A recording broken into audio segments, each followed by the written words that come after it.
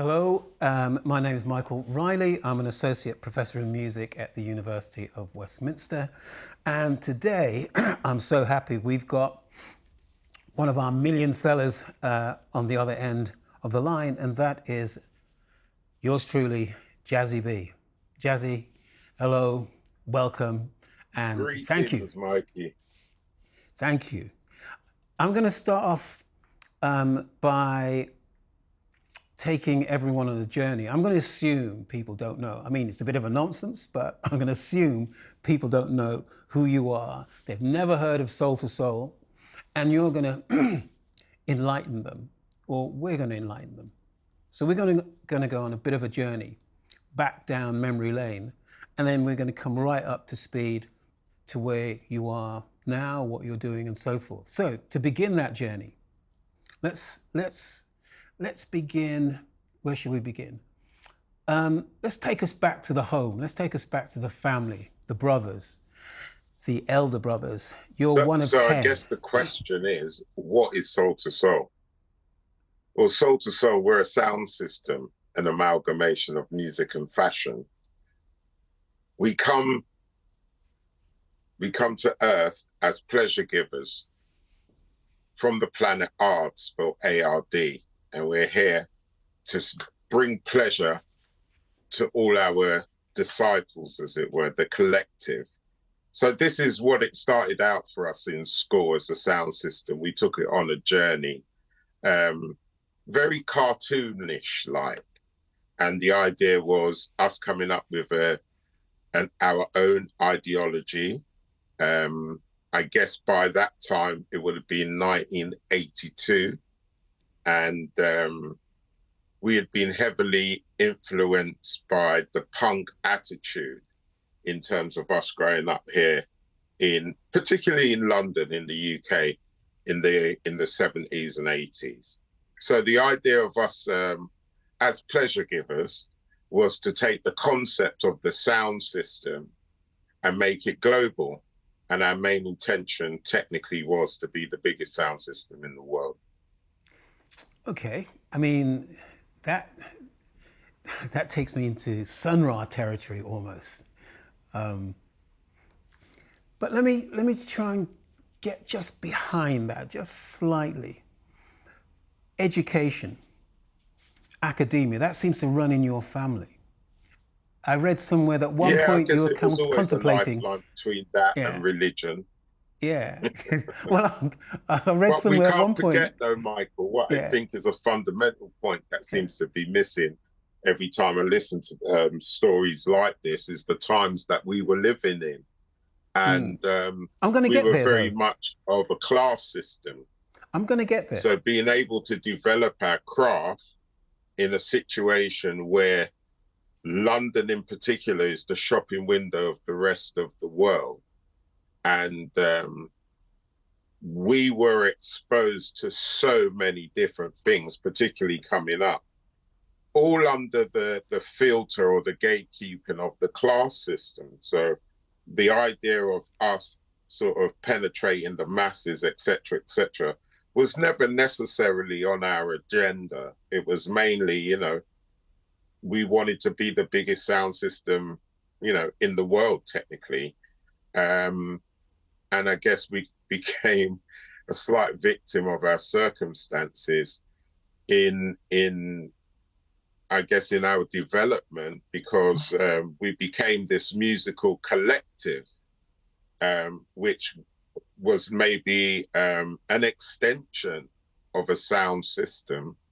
So all of the elements of the DJs and the MCs, et cetera, somehow got replaced by musicians. We're heavily influenced by melodies, again, the period growing up.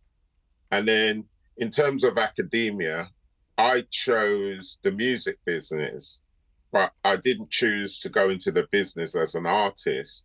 Again, I was defending the idea of the sound system and the particular time we were living in. The current government at the time allowed an opportunity and that we took full advantage of. and that kind of legitimized the whole idea of our collective, which at the time we wouldn't have understood any different, you know. But I hear that, and I think the point I was getting at is there's education in your family. I think it was perhaps your sister-in-law who was the first black Yeah, headmistress. that's right. Yeah. And I'm approaching it from the angle that you've almost taken on that baton as an educator through sound system, if you like. You're curating sound system and what it means within a UK context, what it means to be the DJ, what it means to be the producer, what it means to be the entrepreneur. That's a lot to take on and to communicate to the people around you, but also to translate that into sound. So I just want to ask you about that journey to actually fulfilling that vision. So at school, you've got this concept, it's a powerful narrative, that ambition to be the biggest sound system, that's seriously a huge objective. So somewhere between 82 and 88, 89, that happens. Can you just take us on that journey? So that journey would have been an extension of, in the early 80s, turning from a exclusive sound system, and as we knew it, sound systems to be, to an inclusive situation. And without realizing it, but what helped to monetize our situation was we had market stalls and eventually shops and so on, which was an extension of our kind of ideology. So what we would sell on the market stalls would be the music, the clothes we were wearing, and something I refer to as brick and brack. Everything for us was quite simple. And then later on, after having conversations like this and things being put into various brackets, you start seeing the breakdown, but that wasn't the intention. In terms of being driven, the drive was a lot behind people like Bernie Grant, who was in my life at the time as a mentor. And again, the community, what was going on in the community, which allowed me this platform for me to elevate the vision. And once we were able to harness the fact of, playing to a wider circumference in terms of an audience, where the production started to match what we were playing, and people just tended to gravitate to what we were doing. And, for us, again, probably because we're in London, I had the opportunity to travel internationally in those early days. So I had a residency back in the day in New York, and we would travel in and out of places like Japan and Asia and stuff like that. In the club world, which is again why I keep referring to the collective and our musical community, and that was part and parcel of, I guess, growing up as a teenager, you trying to find your tribe, the journey of music and pop culture during the 80s and in the 70s was incredible. That's all we had. And then along comes this type of communication.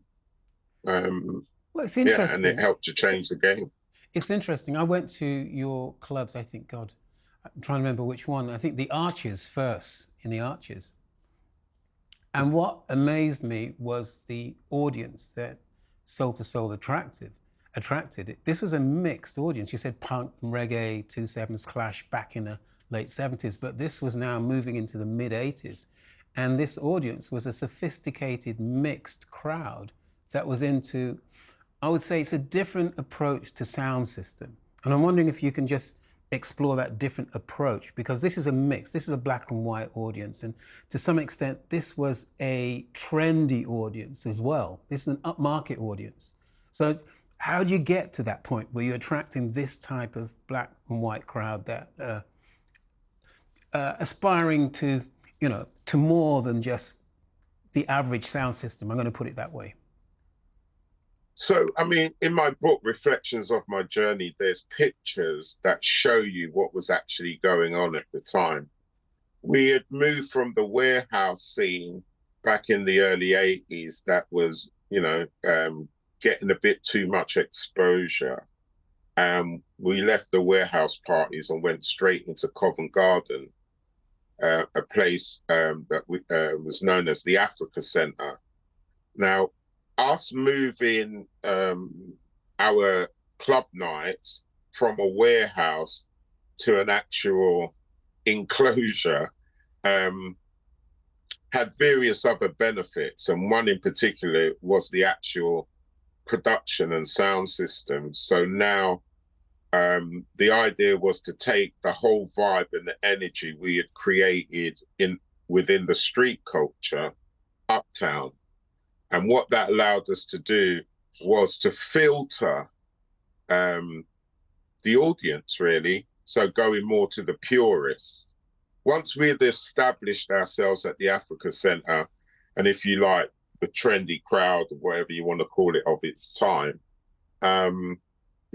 we just kept going backwards and forwards and backwards and forwards, meaning that we were going into licensed venues and unlicensed venues.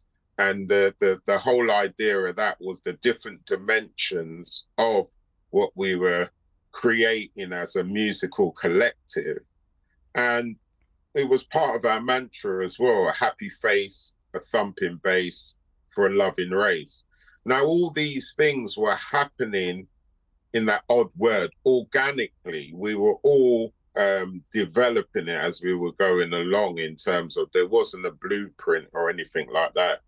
And it was little bits and pieces, again, living in a place like London and being exposed to so many things. And there's so much innovation and creativity here as well. And all of those little ingredients is what I put into the pot of Soul to Soul, which then, like you can see, became more than a sound system and more like a way of life. It became a pot that everyone was trying to get into. I mean, at one point at the Africa Centre, would it be correct in saying that you managed to somehow get people who'd paid a full price ticket to come out before the end of the night so that other people could get in? Again, it wasn't anything like trying to be like some kind of commerce move or anything like that. It was just a vibe. And I mean, the fullness of the story actually is, and I don't know if you're going to be able to publish it, but one of the lines that was often used when we went through that kind of exchange or recalibration was like, if you're not dancing, off. And that was the vibe that allowed people to understand and connect. And again, we're talking about an underground scene, and it was as much as an attitude as it was, just like, I guess, like everyday life for us. The disciples were people on a Sunday, not a Thursday, not a Friday, not a Saturday. So all your average ravers and I guess opportunists would have been out on a Friday and a Saturday. So come Sunday night, it was totally about, what we encapsulated as, I guess, that it was like our church, Well, it was a church. And we're a sound system, so we've got the attitude of a sound system. And again, that's more explained when you go through the book and you can see our transition. And yeah, from there, everything was important. The art, what we were wearing, our appearance, or what was, our tonic. And from there, things like the production was very important. I was going to say, so, I was going to say that you had one of the best dress queues in central London. So fashion became a big thing. So it's a London thing. It's a London thing, but also you had the T-shirts, you had the funky dread jacket. I mean, this was an outfit. And this was, you know, Again, Michael, those are things that we were selling in our shops and stuff like that. So obviously, when we went out, we were a collective. So it's like our uniform or whatever. This thing about it being a logo, the actual T-shirts started when we were having the big warehouse parties. So all the punters would know who was running the parties, because these were like, you know, illegal parties, like anything from 800 to like 2,000 people showing up at these venues and stuff like that. And you know, we had people who just had organization skills, and that would have been coming from anything from Boy Scouts to the Cubs to Boys Brigade to the Army Brigade, you know what I mean? Army cadets. We all went through these things, and that's why I try and explain we have to look at the side of, you know, the culture of class at the time and what was happening and what Britain represented at that time. And we were right in the cusp of change. So what was actually happening even at the time of us with technology and being able to harness this sound that we were playing in the clubs and on the scene, again, was through technology. And if you go back, you can see at that period, you know, the Falklands War would have just finished, and we were exposed to a lot of technology at the time. That's true. I mean, well, that was one war. We had the riots brewing on this side of the planet, and within a couple of years of you signing and going to America, you had the American LA riots. I mean, yeah, I mean, equally we had the Berlin Wall come down, 89.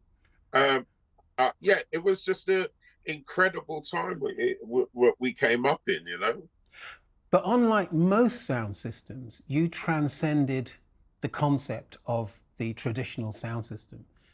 As you said, there is a shop, there is fashion, you're touring. I don't know any other sound system that has managed that. Well, look, all right then. So, Mikey, here what we can look at now in terms of that. You could look at inspiration, anything from Joe Gibbs to Studio One, Derek Harriott to, you know, Black Art, all of the little cottage industries that came up, Jack Rubin, all of the sound systems of the day started to make their own music. Part of the sound system culture is to cut your own dubs. You have your own dub plates and specials and stuff like that. I mean, we just always going one step further all the time. So I'm a sound engineer by trade, you know. I had the help from everyone from Bidu to Hans Zimmer. I was working in everywhere from Lily Yard to Addis Ababa studio, all the way across town to Britannia Row and all these other places.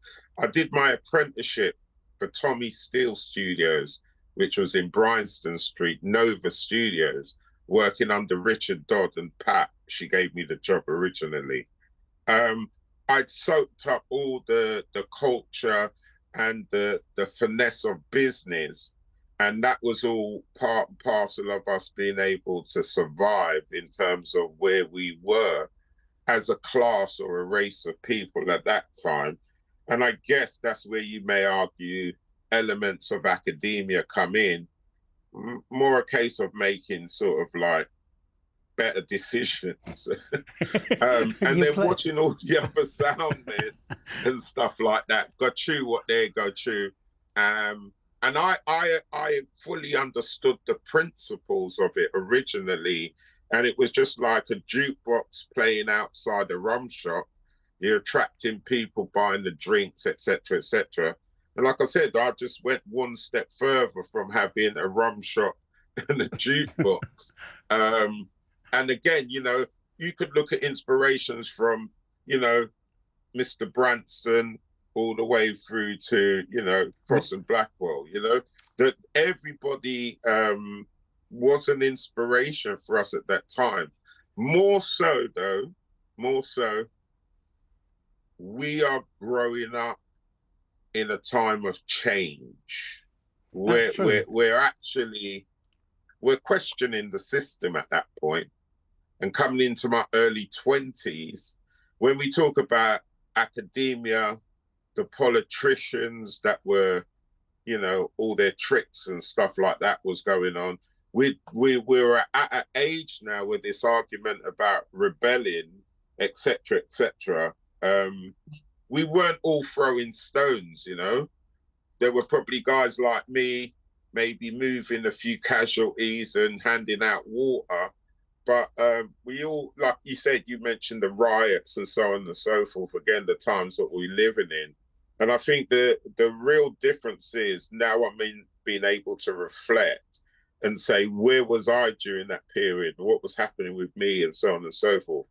Again, in the book, Reflections of My Journey gives you a chronological view of what was actually happening, you know, post 1963. And in the times of all the different things happening and the changes, I'm the second generation born and raised in Britain.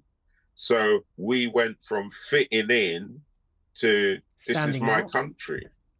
Well, no, this is my country. Our parents would always say things like fit in and that lot. Maybe as a speech I made a few weeks ago, the fact that we were the apologetic generation. And now with the likes of Stormzy and the whole scene out there now, they don't have to apologize. So this goes back to Eddie Grant and the Equals, FBI, Cy Monday and all them other bands who stood their ground against the backdrop of the other ones that had to be sacrificed. That's an interesting That's one. Powerful. That's powerful. So looking at that. Virgin, you know? In terms of now spreading the love, if you like, and the experience, you went on to produce quite a number of very, very successful artists. Do you want to just talk us through a few names? Mikey, you was there. What are you talking about? You know, playing enough session with me. Listen, these are American artists, American names. Right? Has been in my life since a band called Steel Pulse. Don't let him fool you. This man comes from a wealth of knowledge and is one of the cornerstones of British music. And if we want to, you know, file it down or compartmentalize it, you know, you're talking about you guys are Steel Pulse and Aswad and stuff like that. You guys were forcing the envelope. We identified with you. Well, thanks for that. You know, there's no hiding, you know, the fact that you guys were the ones who were, you know, really helped to break the mold. I thank you for that. Let me move you onwards. Yeah, it's a fact, though. You can't lie. It's a fact. Thank you, Jazzie. Let me move you onwards. You're one of the few artists, and one of the reasons you're on this series.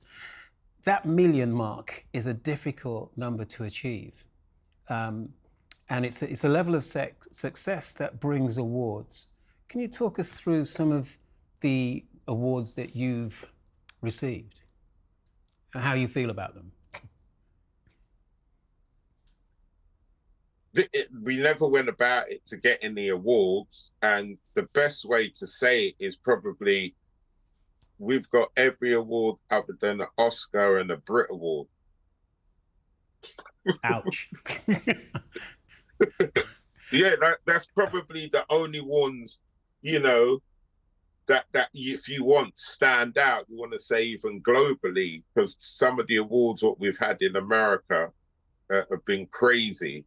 And then maybe you didn't get recognized at the time. What's a beautiful thing right now is because of the way we operate as a collective, it feels like we're still current because, you know, Soul to Soul, like I said, we're an amalgamation of both music and fashion, which puts us in this category as a way of life. So sometimes the accolades and stuff like that is more for the I guess the people who kind of follow Soul to Soul, because it's a we thing, not necessarily a me thing. And I've come to find that out later when there are various award shows going on. Oh, I haven't been inducted into the Hall of Fame yet. That's the other one, sorry.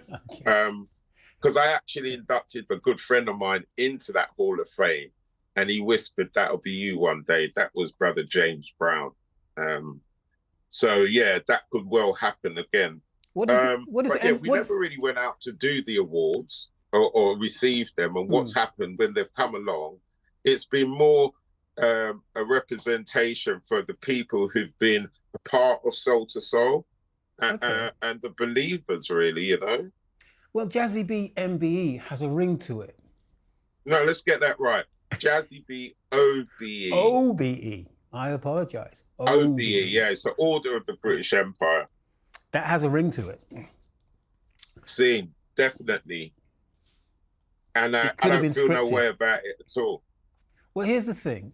As we move forward, you're now referred to as an OG, someone that has ascended and is now a reference point as to success, as to the possibility. So we had a conversation recently and you said you're now archiving and looking at pulling together that history into a space where it can be remembered and perhaps seen by the next generation. Do you want to just enlighten us as to what you're doing in this space or the archive space?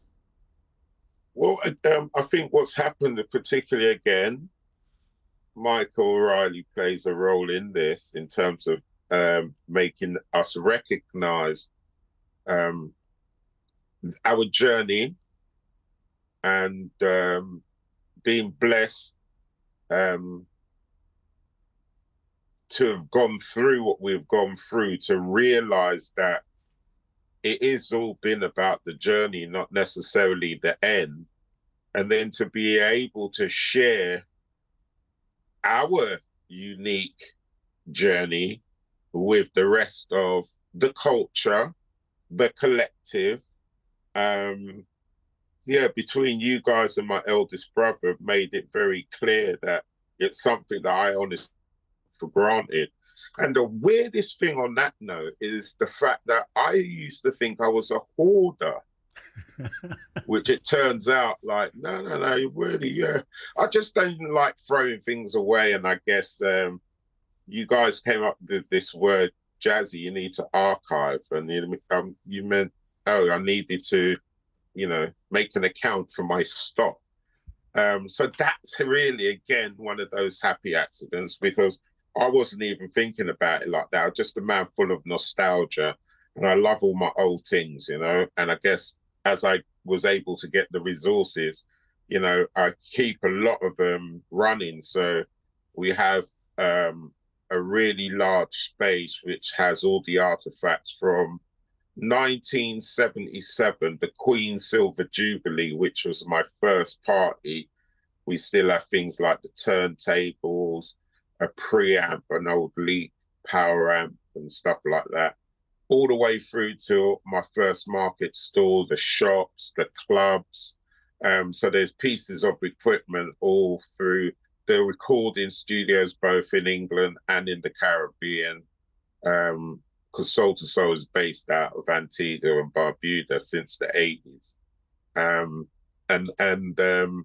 with the help of like my friends who are all have been in the business, ex-engineers from school, and people who've got still work in their sheds and developing, have changed some of my KT88s for these new valves. I still got all my old Russian valves. I've got preamps with various different, just handmade stuff that we were fooling around with from a sound system day. Some stuff is worked with batteries, and some of it is powered. I've still got my first preamp that I made. It was called Tuat, and I brought it from Henry's in Edgware Road back in the early. That's when you used to be able to buy kits and RTVC, buying all my cables and housings and stuff like that, even choosing the platometers and the knobs and stuff like that. I guess they are old romantic. So I kept all the stuff, and now I've been told that there's an interest in people seeing it. And I was like, what, like a museum piece? Yeah, it's basically, Very much. So it seems like it's become a thing. And again, maybe that happy accident being a little ahead of our time. But yeah, pictures. Well, the We've got next, film from when we were going to Japan in the like 83, 84, when we were buying, you know, I made huge investments in technology in the early days. Anything from, you well, know, Jazzie, our early DAT machines to the multi-track machines that I still have today. well, Jazzie, you're one of the few magpies out there with the ability to collect your past in that way. We're I'm a coming, nerd we're though, coming, fam. You know this. we're coming to the end of the interview now. So if you were going to leave the audience, your audience, with a passing thought or a passing tune, what would that be? Well, I guess the passing tune to leave the audience with, it has to be Fair Play, because it conjures up everything that we were about, and it's the first real song that I released. Hence the old conversation about a dub plate. So that was originally a special that we elongated and released it. That would just show you the real basic idea about Soul to Soul. It tells the story. It's not necessarily formatted as a song. It's more a groove and a vibe, which is exactly who we are, with a happy face, this thumping bass for a loving race. Soul to Soul. Brilliant. Thank you. And if you've not had a chance to read Jazzie's book, it's out there. Get hold of it. Jazzie, thank you again. Bless up. Thank you, Mikey. All right, man. Take care. Virgin Radio.